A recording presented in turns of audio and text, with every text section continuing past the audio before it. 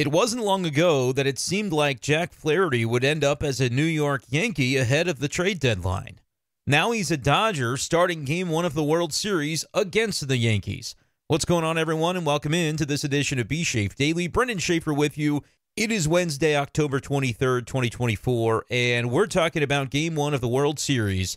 Jack Flaherty starting for the Los Angeles Dodgers, and the backstory behind this start, and how it wasn't maybe that far-fetched to think that Jack Flaherty could have been on the other side of this World Series matchup. As back in July, the Yankees reportedly had a lot of interest in Jack Flaherty, and it seemed, according to some, that the Yankees were the favorites to end up landing Flaherty in a trade.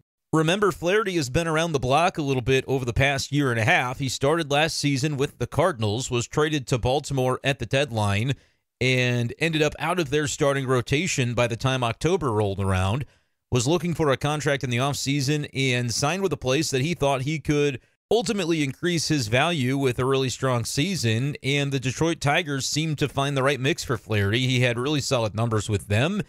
They didn't look to be in the playoff race as July was winding down, so they were looking to trade him.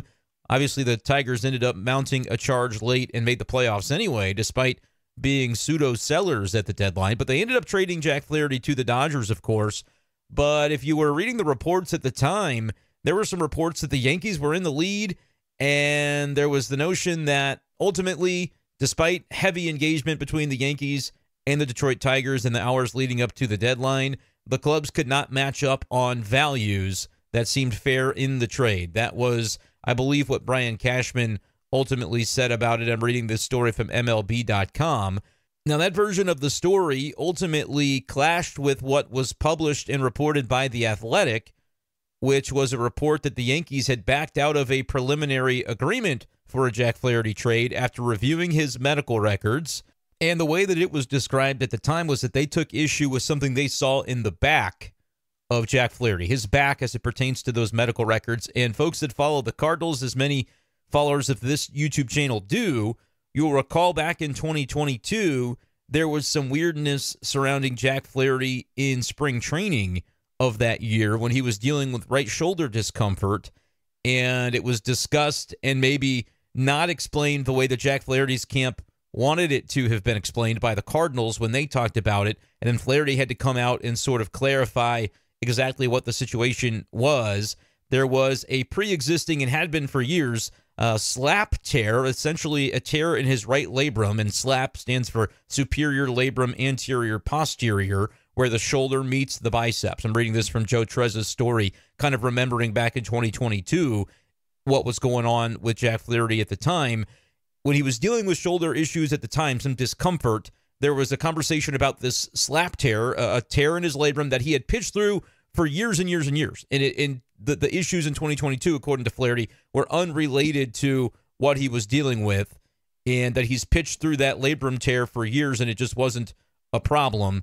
And there was some confusion in the way that was being discussed by the Cardinals. And I would wonder if some of what the Yankees saw, if there was any truth to that report, was maybe related to that, just an awareness of, okay, he has this pre-existing thing. They obviously, anytime you hear a torn labrum, if you don't really understand that this is something that Jack Flaherty has been dealing with for a number of years, and maybe even if you do understand that, it still gives you pause as an organization to trade for a player. If that was ultimately the case, I have no idea.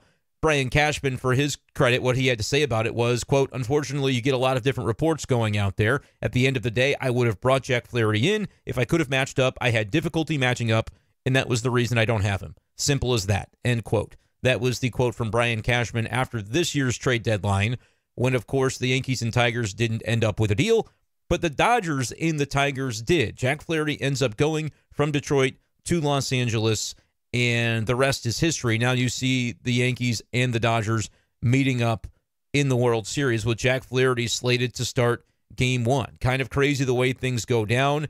And for Flaherty, when you think about the last year for him, or really, like I said at the beginning of this, year and a half or so, last season with the Cardinals, things didn't go great, obviously, for the team, as they lost 91 games. He was traded in the middle of that because the Cardinals had to sort of give up on the season at that point and try and recoup any value that they could for their expiring assets, guys on short-term contracts, and Jack Flaherty was one of those such players. And then he goes to Baltimore, a team with a chance to be in the postseason, but didn't perform well, and so wasn't included as part of their rotation. I think he pitched a couple of innings in relief in one of the playoff games for Baltimore last season, but that ended up being all the impact and contributions he was able to make to that team. Goes to Detroit, a team that he's just, taking the one-year contract, trying to find a way to recoup that value and build himself back into the type of pitcher that could get a long-term contract, which maybe we end up seeing from Jack Flaherty this offseason on a 4 or 5 year deal, maybe pushing for $100 million. I don't think that's necessarily crazy, especially if he makes his mark in this World Series. But it's interesting reading this article from MLB.com. Juan Toribio, who covers the Dodgers, he wrote that Flaherty shared that a friend had texted him a few days ago, a text that read, "What a difference a year makes." And you think about the truth behind that, where Jack Flaherty was about a year ago at this time not involved in the postseason rotation for the Baltimore Orioles after having some turbulence with the Cardinals prior to that. And now here he is starting game one of the World Series after doing a real nice job for the Dodgers down the stretch. And, of course, when you look at his numbers in the NLCS, he had the one start that was really, really good, and then he had the one start that was really, really bad. Goes 7 innings in the first start, no runs allowed, 6 strikeouts. Second start of that series against the Mets, 3 innings, 8 runs allowed. Which version of Jack Flaherty will show up for the World Series game one in his hometown? Game will be played at Dodger Stadium. Remains to be seen, but certainly a huge opportunity for an impending free agent. And just fascinating to think about what might have been if, and again, Brian Cashman says one thing, reports with The Athletic said another thing. I gave you kind of the background. I'm just guessing at what maybe, if there was a medical reason that was involved from the Yankees' standpoint, what they might have gotten a look at. It could have been something pertaining to that slap tear. It seems to be something that has been misunderstood for a number of years. Again, when you hear torn labrum, that's something that obviously is going to bring pause. Now, labrum is the shoulder, so you wouldn't think necessarily this would be pertaining if it was to the back that was reportedly at issue for the Yankees. But again, Brian Cashman said that wasn't a thing at all, and they simply couldn't match up on a fair value for a Jack Flaherty trade between the Tigers and the Yankees. He ends up with the Dodgers. And remember, that was something that happened right at the very bitter end before the trade deadline, because the Dodgers swooped in at the last second with like 20 minutes to go before the deadline. I'm reading this from Juan Toribio's story. And Flaherty spoke on the situation and was quoted in this story for MLB.com. Quote, "There's more to that with the deadline that I've just kind of held on to. Things turned out the way they did. We're here in L.A. It's crazy thinking I could have been on the other side of this, but I'm happy for the situation that I'm in and being part of this team and the guys that we have and the run that we've been able to go on and what we still have going forward." So it's just interesting to think about the fact that he could have very well been on the other side of this. And when asked about it, acknowledged that. And there's probably a lot that will go unsaid and that may never really fully come to light. As Flaherty said, yeah, I've kind of kept a lot of that held back, but who knows how far along the process was between the Tigers and Yankees. It definitely seemed, remembering back to that deadline day, to be trending toward Flaherty going to New York. And then it's interesting, like, how far along do you get in those conversations? You would think that there has to be some truth to Cashman saying, I couldn't line up on a value. Now, maybe that's because the Yankees got to look at medicals and said, okay, in our opinion, there's additional risk here associated, and so we're not willing to give up as much in terms of the prospect capital that we trade for Flaherty as maybe we otherwise would have been if we felt that the medicals were clean. And so maybe it could be, two different stories, but actually there's room in the middle for both things to be true if that ends up being kind of the way that it played out. But at a certain point, you go, all right, well, the deadline's coming up in 20 minutes. We got to figure something else out.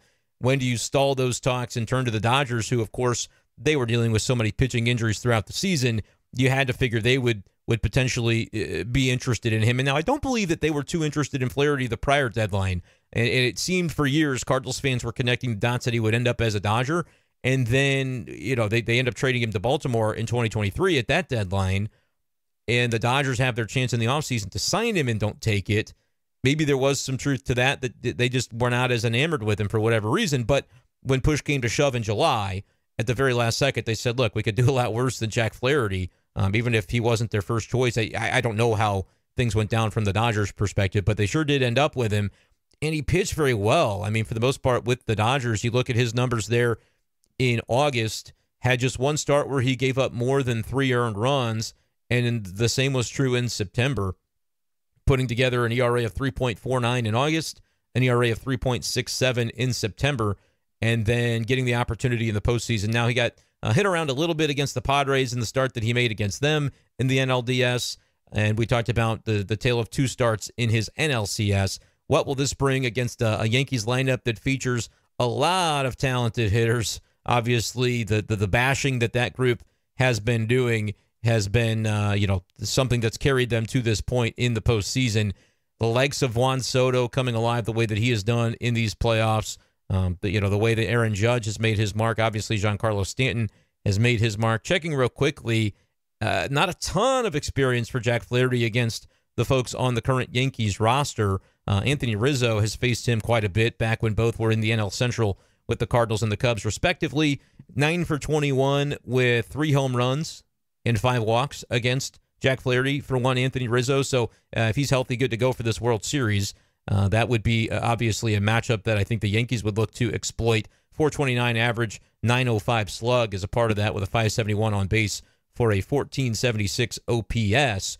Juan Soto, though, just 1 for 9 with a double against Flaherty, but also has drawn 6 walks. So despite hitting only 111, his on base is nearly 500 against Flaherty, and nothing else standing out, at least according to what shows here on ESPN. So I don't believe he's ever faced Aaron Judge, so that'll be a matchup, obviously, to look for. But what do we think is going to happen with this decision for the Dodgers to send Jack Flaherty out for Game 1 of the World Series? Yoshinobu Yamamoto taking Game 2. Kind of thought they'd have half a mind to surprise us and tell us that Shohei Ohtani was going to start Game 1. There had been rumors for a while that he might be ready to pitch at this point in October, but I haven't really heard anything new on that lately as far as whether that's something that could end up happening. Maybe they're keeping that very close to the vest. The Yankees have talked about it, and obviously reporters have probably been asking the Yankees about it. And the headline reads that the Yankees will be ready for everything, says manager Aaron Boone, just in case. He says, I haven't given much thought to that, but if that's the case, we'll be ready for everything. So I guess that's a man who has very much not thought about it, and that would be nice for him if he doesn't have to start thinking about it from the Yankees' perspective. Dodgers executives have thrown cold water on the idea, and Dave Roberts in the NLCS shut down the speculation, was asked if Ohtani was available to pitch in either Game 6 or Game 7. He said, he is not. Thanks for asking, end quote. So that's the word from the Dodgers, and you're seeing that probably line up with the way the pitching plan is going, and they'll have Jack Flaherty for Game 1. Let's hear a little bit from Dave Roberts, courtesy of MLB.com, on the decision to go with Jack Flaherty in this spot. Obviously, Jack's been really good for us. That last start was standing. Yamamoto will start Game 2. And I think if you're looking at kind of both those pitchers and what the potential World Series could look like, just giving both those guys the best opportunity to participate, to pitch, and put them in the best spots possible. Obviously, the experience, the way to kind of navigate an outing, he's seen it all. And, even looking at his last start in New York, I think that, self-admitted that certain parts of that game sped up on him. And I think that's a lesson to be learned. And so I think that with Jack, the experience, that's another experience moment for him that I think that can kind of help him in this series right now. So I think that, we got through it, we weathered it. No pun intended. I think he's healthy now, and he'll spit out a good one on Friday. So that's Dodgers manager Dave Roberts, courtesy of MLB.com, talking about Jack Flaherty getting the ball for Game 1, which means he certainly would line up for a second start at least in this World Series. If it goes long enough where both teams win at least one game, you figure he would line up for another opportunity a little bit later on, but could have been a Yankee. Could have been. How close do you think it was? It seems to be in the past for everybody involved, but certainly one of the storylines looming over this upcoming World Series between the Dodgers and the Yankees. Appreciate you guys for listening to this video. As always, make sure you hit that subscribe button for more baseball coverage and content throughout the season and the offseason. Enjoy the World Series and stay tuned to the channel for more. Appreciate you guys as always, and we'll talk to you next time on B-Schaeff Daily. Peace.